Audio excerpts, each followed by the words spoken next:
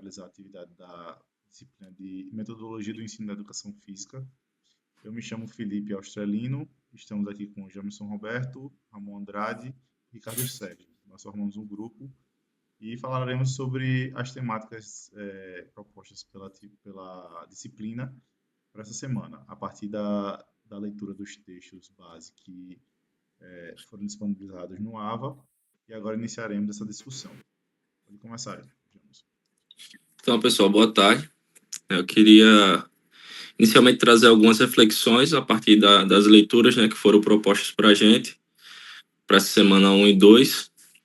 Então, primeiro, em relação à pesquisa sociocrítica e à formação de professores de educação física, o que mais me chamou a atenção foi a ideia de que o professor ele não deve apenas reproduzir métodos prontos, mas sim atuar como um sujeito reflexivo e crítico dentro da escola. Então, isso significa compreender que a educação física ela precisa ir além da dimensão técnica, incorporando também aspectos sociais, culturais e políticos, Mas quando olhamos para a realidade da nossa escola, a escola pública em que atuamos, nós percebemos que ainda existe uma grande distância entre esse discurso e a prática, o que a gente vivencia. Muitas vezes as condições materiais elas são limitadas, Os espaços são restritos e a valorização da disciplina ainda é pequena. Então, nesse sentido, a pesquisa sociocrítica ela vai nos ajudar a pensar, como transformar essas dificuldades em possibilidades educativas. Outro ponto importante é a formação de professores, Os textos eles mostram e trazem para a gente que a formação ela não pode ser entendida apenas como algo inicial, lá na graduação, mas sim como um processo contínuo que precisa considerar a realidade concreta do trabalho. E eu percebo aqui que, na prática, muitos professores de educação física acabam ficando presos a modelos tradicionais, justamente porque não tiveram ou não têm oportunidade de formação crítica e reflexiva, que dialoga com os desafios da escola pública. Então, isso reforça a importância de espaços coletivos de estudo e de debate, como o próprio mestrado, que nos ajuda a repensar e fazer o pedagógico, Então é importante ter nossas aulas, principalmente quando a gente debate, tem aqueles momentos presencial que a gente consegue debater e falar um pouco de nossa realidade. Outro ponto importante é a formação de professores, Não, desculpa. Passando para a segunda temática, o currículo e a didática da educação física, os textos eles mostram que o currículo não pode ser visto apenas como uma lista de conteúdos, mas como um projeto político-pedagógico que precisa considerar a diversidade social e cultural dos alunos. Nessa perspectiva é essencial porque nossas escolas ela atendem jovens de diferentes contextos, com diferentes realidades, e a educação física deve valorizar essas diferenças, em vez de padronizar experiências. Na prática, isso significa pensar uma didática de educação física que vá além de ensinar técnicas esportivas. Precisamos propor atividades que promovam inclusão, diálogo, participação e compreensão crítica do corpo, do movimento e da cultura corporal. E aqui eu destaco algo importante, que a educação física pode ser um espaço privilegiado para os alunos se expressarem, se reconhecerem e se empoderarem. Porém, para isso é preciso que nós, professores, façamos escolhas pedagógicas conscientes e fundamentadas.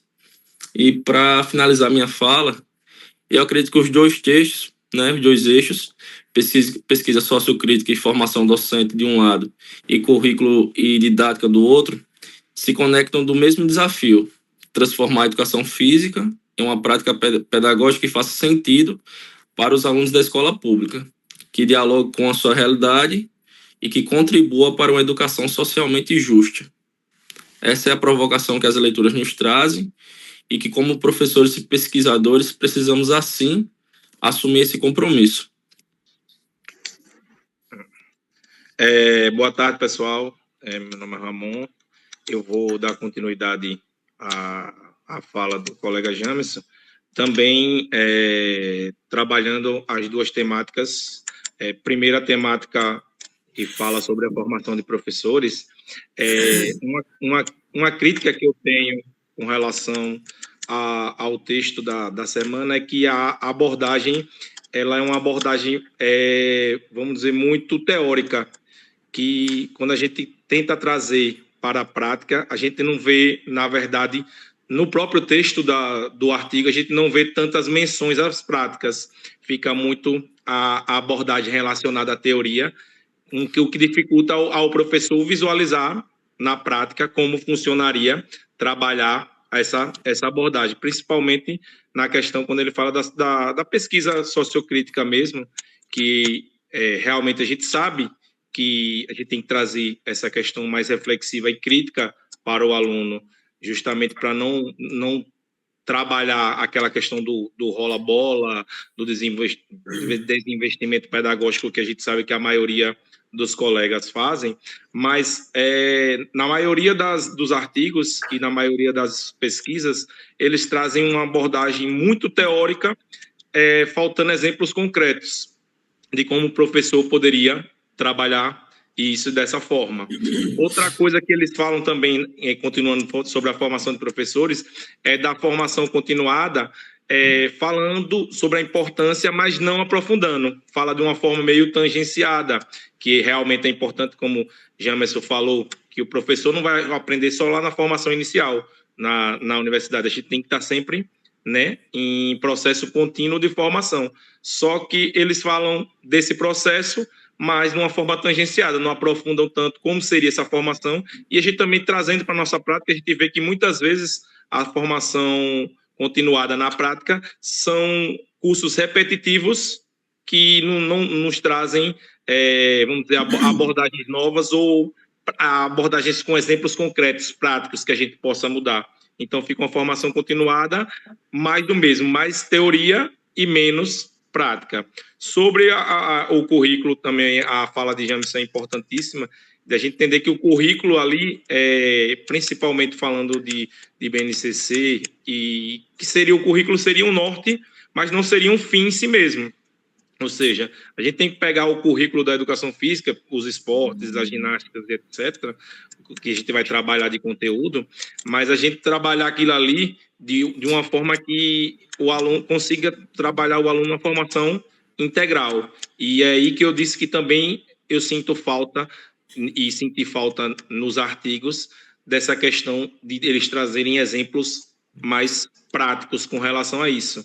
A gente sabe que também nas nossas escolas há uma dificuldade grande, principalmente como o Jamerson falou, do entendimento de gestão e de escola da importância da educação física. A educação física é sempre meio negligenciada com relação a isso, então o que dificulta a gente trabalhar o currículo de forma integral e também dificulta a didática da gente para a gente aprofundar sobre esses temas.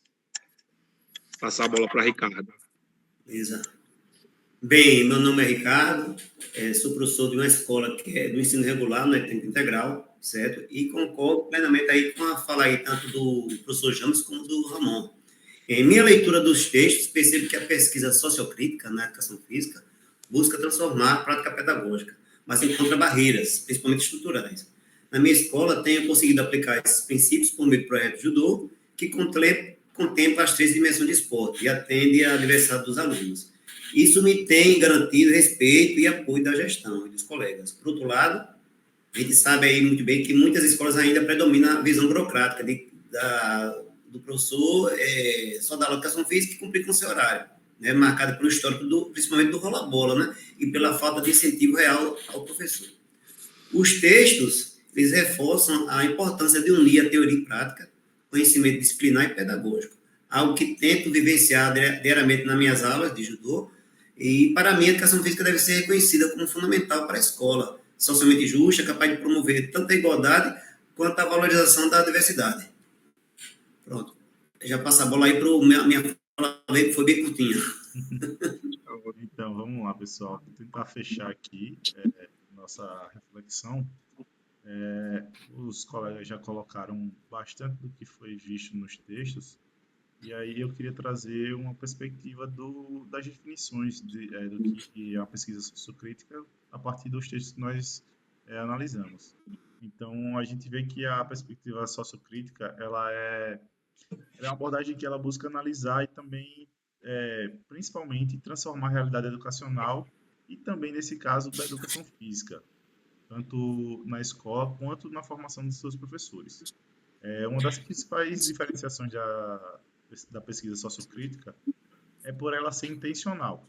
E aí ela é direcionada a gerar mudanças, buscando desafiar as estruturas de poder que são colocadas e que nós enfrentamos durante a nossa caminhada pela escola. E isso acontece principalmente na nossa realidade. Nós somos 4 professores da rede pública, então isso faz com que seja acentuado e nós tenhamos que combater isso durante nossa prática enquanto professores. Além disso, trabalhar as desigualdades e também as práticas que podem ser problemáticas desse contexto escolar. Só que dentro desse texto que nós abordamos aqui, como a revisão sistemática, a gente consegue perceber que, como o Ramon falou anteriormente, que a prática e como isso é colocado em relação à metodologia nas aulas de educação física é pouco abordado.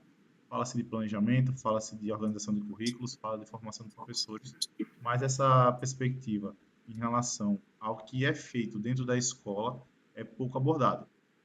Já no texto de Libânio e Silva, eles falam sobre o papel da escola, como ela deve atuar como um mediador nessa apropriação de saberes, e isso conversa com aquilo que nós já vimos anteriormente nas outras disciplinas do curso. Então, tudo isso vai se juntando e fazendo com que a escola ela seja um meio de contribuição para essa transformação que fala na perspectiva sociocrítica. Também o texto fala que é um espaço de diversidade, então, e também de desigualdade. Então, diferencia isso falando sobre o reconhecimento das diferenças e, quando fala de desigualdade, o resultado dos processos sociais e econômicos que geram a segregação e que nós podemos ver na escola. Aí, mais uma vez, a gente coloca aqui a perspectiva da escola pública como um centro dessa diversidade e principalmente dessas desigualdades que são geradas a partir dos contextos sociais, econômicos e culturais das nossas atuações. E ele fala também sobre o ensino e o desenvolvimento humano. Então, eles propõem uma abordagem didático-pedagógica que combina os conhecimentos universais com a realidade social dos alunos, que foi exatamente o que o Jamerson falou no início, que a gente precisa alinhar essa teoria que nós vemos com a perspectiva e a realidade que a gente encontra nas escolas e que nossos alunos estão inseridos. Já no último texto, a gente tem, mais uma vez, nós acabamos de passar por uma disciplina, pela disciplina anterior, e ver como planejar é um ato político e ideológico. Então, tudo isso que vai sendo colocado, a gente vê como o professor ele tem uma atividade intencional e que fins ele busca, como ele procura determinar a partir desse planejamento. Fala também sobre as dimensões de planejamento. Então, ele fala que o planejamento deve ser flexível, deve ser dinâmico, estar alinhado com o projeto pedagógico da escola e que ele deve ser um instrumento vivo, assim como nós vimos na disciplina anterior, que a gente não pode estar engessado e sem nenhuma flexibilidade para poder ter essa mudança durante o processo. Se ela for necessária, nós podemos adaptar durante esse processo. Então, a partir disso, nós vimos que a escola e o processo de ensino ele é um processo extremamente complexo. Juntando os 3 textos, nós podemos ver que todas essas relações culturais, sociais, econômicas, como isso se insere ou não na escola, afeta tanto na prática do professor quanto no processo de ensino-aprendizagem. E isso reflete no aluno e parte também de todas as outras perspectivas que nós podemos ver e sentir durante esse processo na escola. Então, por hoje, nós encerramos por aqui. Nós finalizamos agora o vídeo e obrigado a todos por assistir.